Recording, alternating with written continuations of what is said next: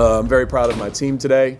We'll obviously have to shoot the ball much better to win basketball games going forward, but to lead for all 40 minutes of the game and to have 31 offensive rebounds and 55 rebounds total and only 10 turnovers, I couldn't be more proud of the effort and the toughness and the grit that we showed. I think we may have seen a coming out party with Amadea Samashi in terms of her being more aggressive and more physical. I'm hoping that we see that. I thought she rebounded very effectively for us, and there was many good performances. I mean, Devonair Workman had 11 rebounds and 9 points, and April Robinson hit a big three. Belma Nurkic played a very good basketball game again, and I can go down the line. I couldn't be more proud of the kids we have. I mean, when you look at the rebounds, you have to look at 31 offensive rebounds. It's a program record. Just what was it that really got into their intensity, especially on the offensive end of the glass? It's just the kids. We really don't drill rebounding in practice. We emphasize it within drills, but we don't usually do specific drills to rebound. It's really the kids and their mentality. I mean, we've got some kids that are tough kids, and our guards are very good rebounders. I mean, Devonair Workman has a knack for rebounding the ball, and she's exceptional at it. And Belma Nurkic is also a very good rebounder. And then we help ourselves because we can't shoot. At least in this game, we couldn't make anything close in, and very proud of our effort on the glass.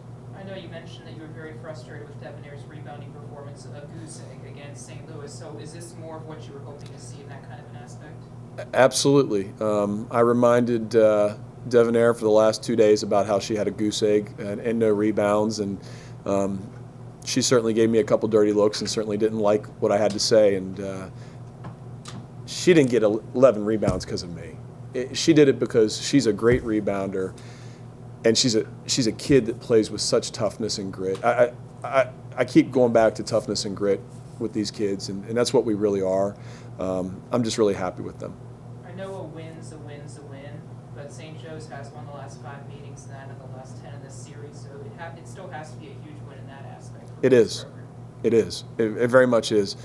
St. Joe's, along with Dayton, you could say is two of the premier programs in our league and consistency over a long period of time. And I have such respect for Cindy and what she does there and the way that they play.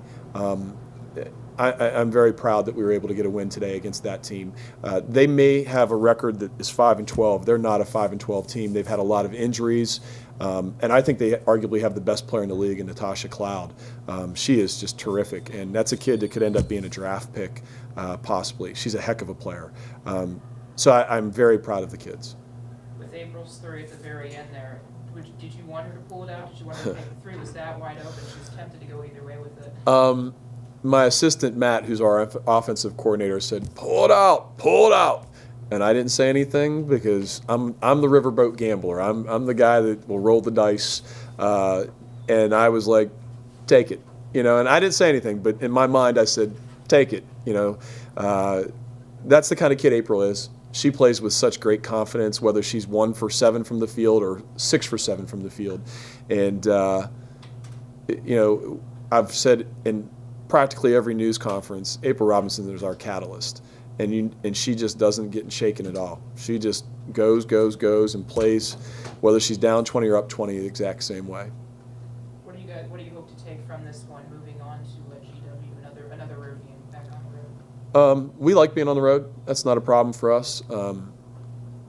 We have a group of girls that really enjoy each other, and I mean we go on the road and we enjoy each other. We have a good time. We will worry about GW tomorrow. You can ask me this for the rest of the press conferences. I have no idea because I haven't worried about GW yet. We'll celebrate it till midnight. As I always say, we'll celebrate it to midnight, and we'll worry about GW in the morning. What I can tell you about GW is they're going to start the biggest front line, arguably, in the country at 6'5", 6'6", and 6'3". The 6'6" kid, Jonquel Jones, is an incredible world-class type athlete. The way we rebounded tonight, we will have to find a way to rebound like that on Wednesday. The numbers will be closer. There won't be quite this disparity. But we will have to rebound with this kind of toughness on Wednesday, without a doubt, for us to have a shot at beating them.